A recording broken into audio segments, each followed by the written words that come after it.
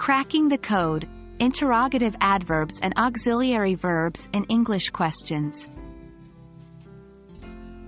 Hello, English learners.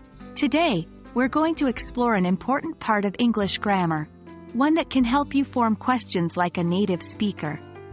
We're focusing on interrogative adverbs and how they work together with auxiliary verbs to create well-structured questions in English. Let's dive in.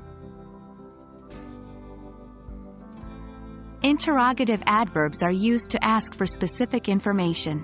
They include words like when, where, why, how, and what. These words often serve as the starting point for questions. Here's an example. Why are you studying English?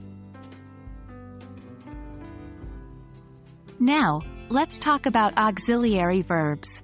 These are helper verbs that give additional meaning to the main verb of the sentence. In English, the primary auxiliary verbs are be, have, and do. When forming a question, the auxiliary verb typically comes after the interrogative adverb. Here's an example. How do you learn English? Now that we know about interrogative adverbs and auxiliary verbs, let's see how they work together in forming questions. Remember, the order generally is interrogative adverb plus auxiliary verb plus subject plus main verb plus.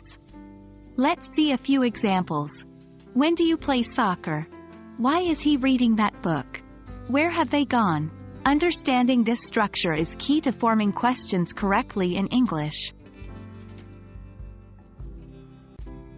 While the above structure holds true for most cases, it's important to note that not all questions will strictly follow this pattern.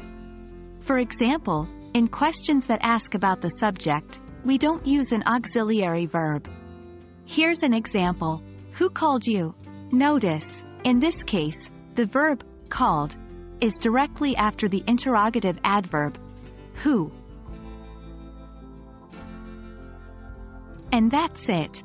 Now you have a better understanding of how to use interrogative adverbs and auxiliary verbs to form questions in English. Keep practicing these structures and you'll be creating natural, fluent questions in no time. Remember, practice makes perfect. Happy learning and see you in the next video.